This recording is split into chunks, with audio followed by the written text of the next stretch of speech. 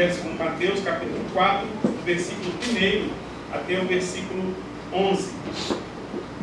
A seguir, foi Jesus levado pelo Espírito ao deserto para ser tentado pelo diabo. E depois de jejuar 40 dias e 40 noites, teve fome. Então o tentador, aproximando-se, lhe disse: se és filho de Deus, mande que essas pedras se transformem em pães. Jesus, porém, respondeu: está escrito, não só de pão viverá o homem, mas de toda a palavra que procede da boca de Deus. Então o diabo o levou à cidade santa, colocou-o sobre o pináculo do templo e lhe disse: se és filho de Deus, atira-te abaixo, porque está escrito, aos seus anjos ordenará a teu respeito para que te guardem, e eles te susterão nas tuas mãos, para não tropeçares em alguma pedra. Respondeu-lhe Jesus: também está escrito, não tentarás o Senhor teu Deus. Levou ainda o diabo a um monte muito alto, mostrou-lhe todos os reinos do mundo e a glória deles. E lhe disse: tudo isso te darei, se prostrado me adorares. Então Jesus lhe ordenou: retira-te, Satanás, porque está escrito, ao Senhor teu Deus adorarás, e só a Ele darás culto. Com isto o deixou o diabo, e eis que vieram anjos e o serviram. Amém. Irmãos, nós iniciamos na semana passada essa série de sermões que fala a respeito da tentação com esse tema principal: e não nos deixes cair em tentação. A partir do livro de Gênesis, nós começamos então a mostrar para a igreja como os nossos primeiros pais foram tentados no deserto, tentados no paraíso, trocando aqui o cenário, tentados no paraíso. E nós enfatizamos que a tentação que eles sofreram lá no paraíso, nós também continuamos sofrendo ainda hoje. E diante disso, nós temos o desafio de não permitir que a serpente decida por nós. Nós enfatizamos essa questão na semana passada. E o fizemos por dois motivos. Primeiro, porque, ainda que a serpente decida por nós, a decisão continua sendo nossa. E segundo, porque, se a decisão continua sendo nossa, as consequências dos nossos atos também o são. Este é o nosso grande desafio: não permitir que a serpente decida por nós. Enfatizamos ainda que, como consequência da desobediência, do pecado, o ser humano entrou em conflito consigo mesmo. Ele passou a sentir vergonha de si. Ele entrou em conflito com Deus. Ele se escondeu do seu Criador. Ele entrou em conflito com o próximo, pois passou a acusar o seu semelhante. E ele entrou em conflito com a própria criação, que sofreu as consequências da desobediência humana. A partir da queda, inaugurou-se um caos. Essa é a grande verdade. Aquilo que estava em ordem, em perfeita harmonia, transformou-se em caos, em perfeita desordem, por causa da desobediência humana. Nós concluímos, porém, dizendo que, apesar de tudo isso, apesar de nós, seres humanos, Deus não nos abandonou. E Ele mesmo providenciou um caminho para a restauração da vida humana, e este caminho se chama Jesus Cristo. Jesus Cristo é o caminho providenciado por Deus. Nós dissemos no domingo passado que, antes de dizer haja luz, é o próprio Deus que nos diz haja cruz. É preciso que haja cruz para que nós vivamos na luz. Para a reflexão desta noite, eu não poderia escolher outro texto, senão esse texto que nós acabamos de ler, do Evangelho de Mateus, capítulo 4. Esse texto, irmãos e irmãs, é o contraponto ao texto de domingo passado. Este nos relata a segunda tentação vivenciada por um ser humano. Adão foi tentado no paraíso. Jesus Cristo foi tentado no deserto. Todas as demais tentações que nós encontramos na Escritura Sagrada, ou mesmo aquelas que nós vivenciamos hoje, estão subordinadas a essas duas tentações: a tentação de Adão e a tentação de Jesus. Uma é a tentação que acarreta a queda do ser humano, e outra é a tentação que acarreta a queda de Satanás. Eu gosto aqui de quero usar as palavras do Dietrich Bonhoeffer, e ele vai dizer a respeito da tentação o seguinte: ou nós somos tentados em Adão, ou nós somos tentados em Jesus Cristo. Ou Adão em nós é tentado, e aí será a nossa queda, ou Cristo em nós é tentado, e aí será a queda de Satanás. Conforme nós falamos no domingo passado também, quer queira, quer não, enquanto estivermos neste mundo, nós somos e seremos tentados constantemente. Mas sabermos, irmãos e irmãs, aonde estamos quando somos tentados, isso faz toda a diferença. Portanto, o tema específico para essa noite é justamente este: quando tentado, você está em Adão ou você está em Cristo? Quando tentado, eu estou em Adão ou eu estou em Cristo? Isso faz toda a diferença. E nós vamos dizer por quê em 3 momentos específicos. O primeiro é pelo seguinte: tanto em Adão como em Cristo há tentação, mas os personagens são substancialmente diferentes. Tanto em Adão como em Cristo há tentação, mas os personagens são substancialmente diferentes. Adão foi tentado no paraíso, Cristo no deserto. No paraíso havia ali, irmãos e irmãs, todas as condições favoráveis para não se cair em tentação. A própria palavra paraíso já nos remete àquilo que é belo, ao ar puro, não é isso? Aquilo que ao equilíbrio da própria natureza, a vida em abundância. E com tudo isso, se não bastasse ainda mais a presença de Deus. Deus estava no paraíso, mas com todas essas características positivas para que não se caísse em tentação, o ser humano caiu. Jesus foi levado pelo Espírito ao deserto para ser tentado. Na literatura bíblica, deserto é sempre relacionado a algo ruim. A privação, a falta de alimentação, ao cansaço. E por tudo isso, irmãos e irmãs, é um lugar apropriado para ser tentado. Jesus foi levado pelo Espírito ao deserto, e mesmo assim, outra característica, e até em decorrência disso, outra característica que fez parte da vida de Jesus naquele ambiente, naquela situação, foi a solidão. Apesar de todas essas situações desfavoráveis, propícias para que ele caísse em tentação, para que ele pecasse, Jesus resistiu. Ele não caiu, ele não pecou. Eu estou falando de tentação, meu irmão e minha irmã. Aonde você está? Aonde eu estou? Em Adão ou em Cristo? No paraíso ou no deserto? Onde é mais fácil resistir às tentações? No paraíso com Adão ou no deserto com Jesus Cristo? Sabermos onde estamos durante a tentação faz toda a diferença. Cenários tão diferentes, paraíso e deserto, personagens tão diferentes, Adão e Jesus Cristo. E isso me leva a crer que para a tentação, o que menos importa é o cenário. Tanto faz, paraíso ou deserto. O importante, na verdade, aqui é o personagem que compõe o cenário. É o personagem que vai dar o enredo da trama. E nós conhecemos, a partir da leitura que fizemos, o enredo que esse personagem, Jesus, deu a essa trama. Com isso eu quero dizer, primeiro a mim, mas também a vocês, irmãos e irmãs, que a vida nos preparará momentos desérticos. Que palavra abençoadora, não é? Ou não? A vida nos preparará momentos desérticos. Engana-se aquele crente que acha que por ser cristão não precisa se preocupar com as tentações, pois se encontra blindado de tudo e de todos. Pelo contrário, irmãos e irmãs, é justamente por sermos cristãos que as tentações nos sobrevêm. Há em nós um senso moral, há em nós um senso ético, e eu acredito que tudo isso foi plantado em nós pelo mesmo Espírito que levou Jesus ao deserto para ser tentado.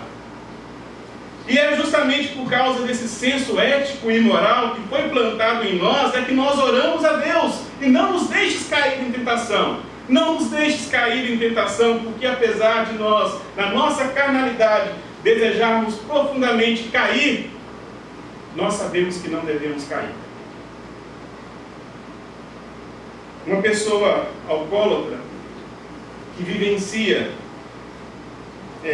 a libertação da bebida, ela reencontra o paraíso.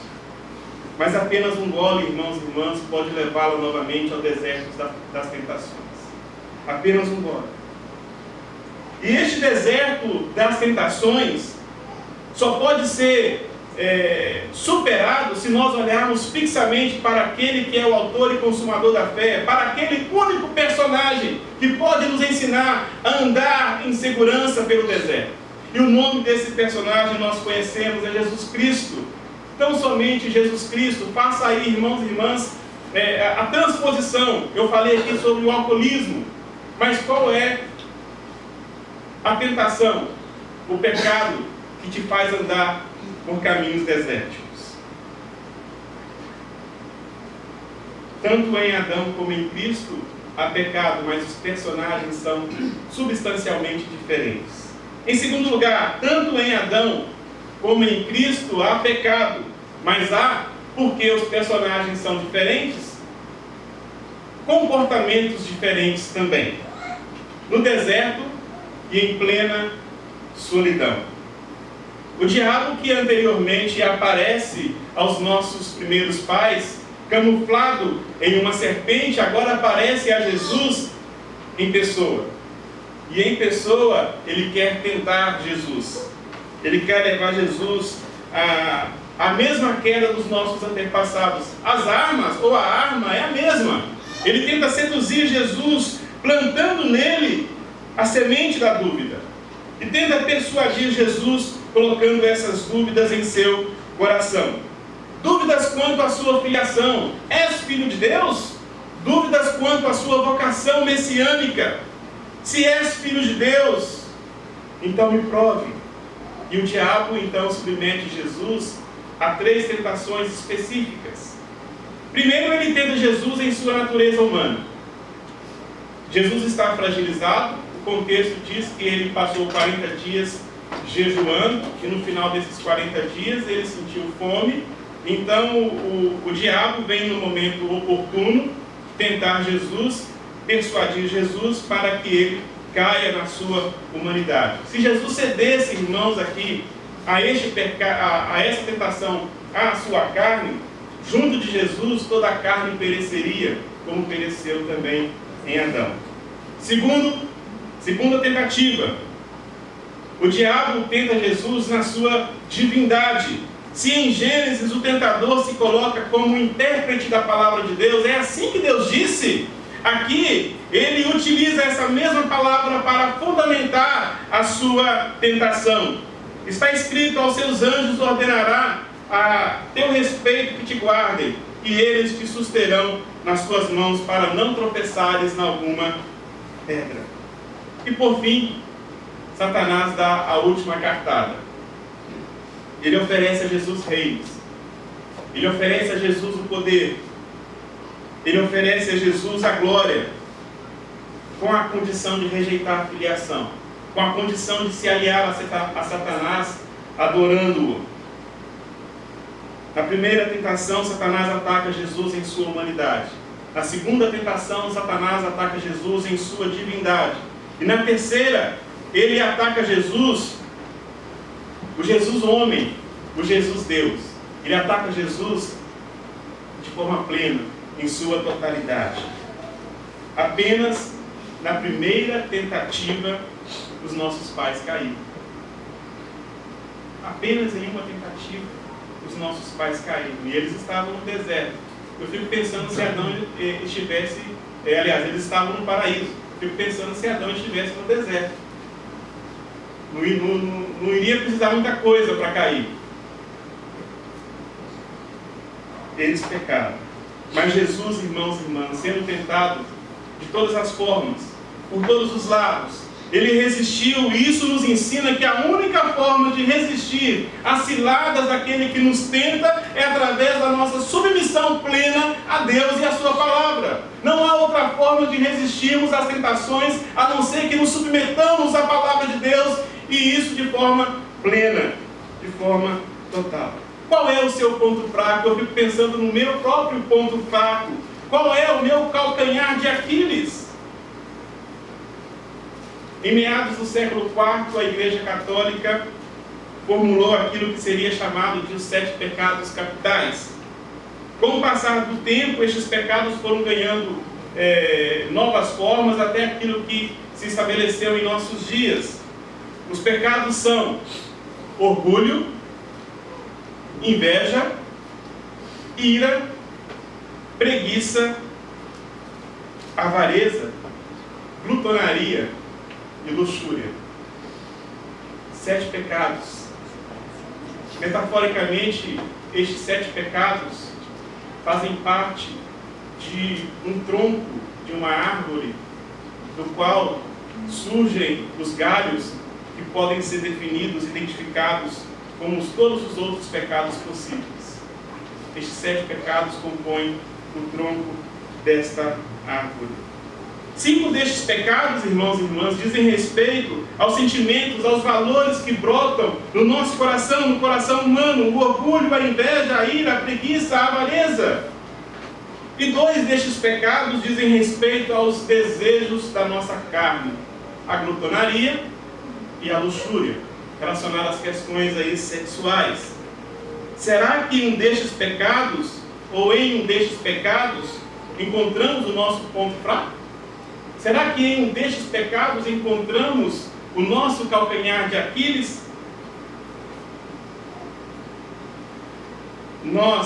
Eu ouvi essa frase e nunca mais podia esquecê-la. Nós não podemos impedir que os pássaros sobrevoem sobre as nossas cabeças, mas nós podemos impedir que eles façam ninhos sobre as nossas cabeças. É preciso que o nosso comportamento diante das tentações que são diversas e são inevitáveis, o nosso comportamento seja parecido com o comportamento de Jesus. É preciso, irmãos e irmãs, que nós também digamos a Satanás em alto e bom som: não só de pão viverá o homem, mas de toda a palavra que procede da boca de Deus. Não tentarás o Senhor teu Deus, amarás o Senhor teu Deus e só a Ele prestarás culto. A única forma de resistirmos às ciladas do inimigo, às ciladas do tentador, irmãos e irmãs, é através da nossa submissão plena e total a essa palavra, a palavra de Deus. E por fim, tanto em Adão como em Cristo, há tentação, mas os finais são diferentes. Os finais são diferentes. Nós que já lemos e conhecemos a história, sabemos disso. Com isso, o deixou o diabo. E eis que vieram anjos e o serviram. Eis que vieram anjos e o serviram. Jesus venceu, irmãos e irmãs. Aleluia! Jesus venceu. Aleluia, irmãos e irmãs, porque a vitória de Jesus é a nossa vitória, ou melhor, a nossa vitória depende da vitória de Jesus. E porque Ele venceu, é por causa da sua vitória, dessa luta que foi travada, na qual Ele prevaleceu, é que Ele pôde dar continuidade à sua missão, ao seu ministério de reconciliação do ser humano para com o seu Deus. Aleluia, irmãos e irmãs, porque é a partir dessa vitória no deserto que Ele pôde se fortalecer para levar a termo a obra que havia colocado no seu coração, no coração da Trindade Santa, a salvação humana. Aleluia! Aleluia, porque essa vitória de Jesus possibilitou a cada um de nós, a mim e a você, o Kairos, o tempo de Deus na minha vida, na sua vida.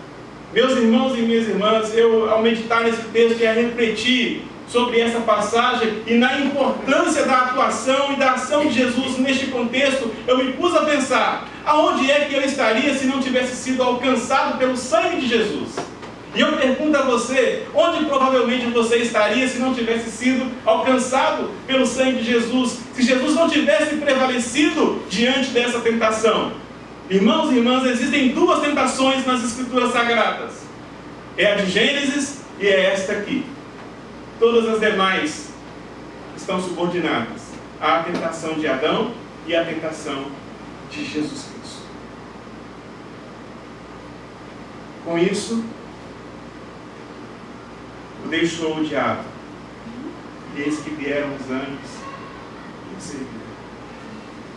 Aleluia. Aleluia. Porque as Escrituras nos ensinam que o choro pode durar a noite inteira, mas a alegria não terá. Aleluia, porque as Escrituras nos ensinam que se nós nos sujeitarmos a Deus e resistirmos ao diabo, ele fugirá de nós. Aleluia, irmãos e irmãs, porque em Cristo nós podemos ouvir, como nós ouvimos na nossa liturgia, a exortação de Paulo, mas nós ouvimos também o consolo de Deus que nos diz que não nos sobreveio tentação que não fosse humana e que devido à fidelidade de Deus, não a nossa, a fidelidade de Deus, Ele não permite que nós sejamos tentados além das nossas forças, mas em meio às tentações, Ele nos dá livramento e condições para suportar a essas tentações. Com isso, o diabo o deixou. E eis que vieram anjos e o serviram. Em Cristo, irmãos e irmãs, não há tentação que não tenha o seu fim. Isso deve trazer refrigério ao nosso coração. Toda tentação tem o seu fim. Mas eu não posso encerrar essa reflexão sem retornar à pergunta inicial. Quando tentado, você está em Adão ou você está em Cristo? Você está em Adão ou está em Cristo? Estar em Adão, irmãos e irmãs, é confiar nas nossas próprias forças. É ignorarmos as forças daquele que nos tenta. Estar em Adão é ser tentado diariamente, cair a essas tentações, ceder a essas tentações. Estar em Adão é ouvir constantemente aquele que nos tenta, nos acusando do nosso pecado, porque ele prevaleceu sobre nós. No entanto, estar em Cristo, irmãos e irmãs, é reconhecer-se fraco, independente de Deus, exclusivamente de Deus. Estar em Cristo é não brincar com o tentador, não tentar medir forças, para ver até onde você consegue resistir. Estar em Cristo é contemplar e sentir a força do Messias que vence por nós, que vence em nós todas as formas de tentações, para que nós possamos nos apresentar diante dele, imaculados, para a honra e glória do seu nome. Estar em Cristo, irmãos e irmãs, é sair dessa experiência que nós dissemos é inevitável, mas saímos dessa experiência mais fortes, saímos dessa experiência mais maduros, saímos dessa experiência mais confiante em Deus, mais feliz, para desfrutar aquilo que Deus tem feito para nós em Cristo Jesus. A vida plena, a vida abundante. Que Deus me ajude, que Deus nos ajude, para que estejamos sempre em Cristo. Porque em Cristo é muito mais fácil resistir às tentações. Que Ele nos ajude, nos acompanhe, hoje e sempre. Amém.